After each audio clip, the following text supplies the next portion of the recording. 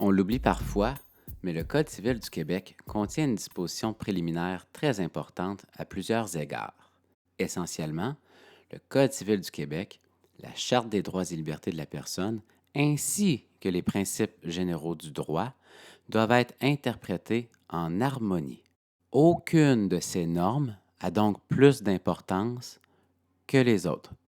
Il faut donc interpréter les dispositions du Code civil en harmonie avec la Charte et interpréter le Code civil conformément aux principes généraux du droit.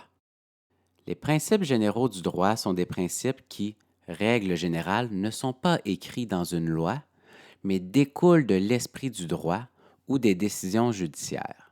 À titre d'exemple, vous ne trouverez nulle part dans la loi les mentions suivantes. On ne peut pas faire indirectement ce que l'on ne peut pas faire directement. Nul n'est censé ignorer la loi. Nul ne peut plaider sa propre turpitude. La fraude corrompt tout. Ou encore, nul ne peut profiter de son propre crime. Pourtant, il s'agit de principes généraux du droit qui sont appliqués quotidiennement par les tribunaux. L'interprétation du Code civil doit donc respecter ces principes généraux du droit. À noter qu'il s'agit ici d'un simple échantillon des principes généraux du droit. Vous en découvrirez davantage tout au long de vos études. La disposition préliminaire indique donc comment il faut interpréter le Code civil, mais elle indique également ce que le Code civil a vocation à régir.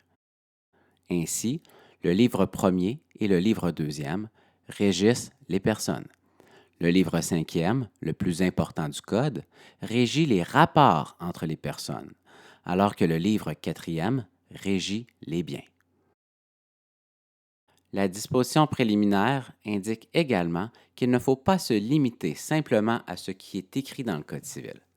L'esprit du Code civil a également une portée normative. À titre d'exemple, dans l'arrêt Prévost-Masson, la Cour suprême tranche le litige non pas à partir d'un article précis du Code civil, mais plutôt à la lumière des principes découlant de l'ensemble des dispositions du Code civil relatives aux obligations.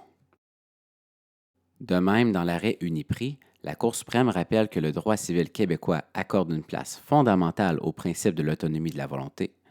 Cela dit, même si ce principe n'est écrit nulle part dans la loi.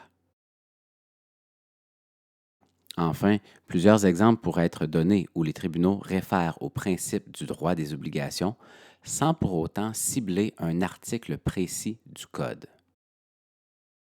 Non seulement la disposition préliminaire indique ce que le Code civil a vocation à régir, mais elle affirme également l'importance du Code civil, voire sa prédominance, lorsqu'elle indique que le Code civil établit le droit commun, c'est-à-dire le droit qui s'applique à défaut de dispositions spécifiques encadrant une situation. Sans entrer dans les détails, un avocat que je respecte énormément a toutefois fait la démonstration lors d'une conférence que cette prétention doit cependant être nuancée. Cela dit, étudions la dernière phrase de la disposition préliminaire. Le Code civil constitue le fondement des autres lois. C'est dire que le Code civil peut servir à interpréter les autres lois. Ces autres lois peuvent prévoir des règles non prévues dans le Code civil qui s'appliquent également aux contrats. Par exemple, la loi sur les assureurs permet à un assuré de résoudre son contrat d'assurance dans certaines circonstances, alors que le Code civil ne traite tout simplement pas de cette possibilité. La disposition préliminaire prévoit également que les autres lois peuvent aussi déroger au Code civil, c'est-à-dire prévoir le contraire.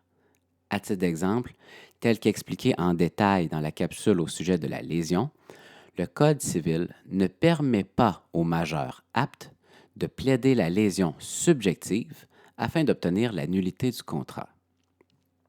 La loi sur la protection du consommateur permet toutefois à un consommateur, même s'il est un majeur apte, de plaider la lésion subjective afin d'obtenir la nullité d'un contrat. Voilà qui complète cette trop brève capsule au sujet de la disposition préliminaire du Code. Pour votre information, une thèse de doctorat a été complétée en lien avec la première phrase de la disposition préliminaire.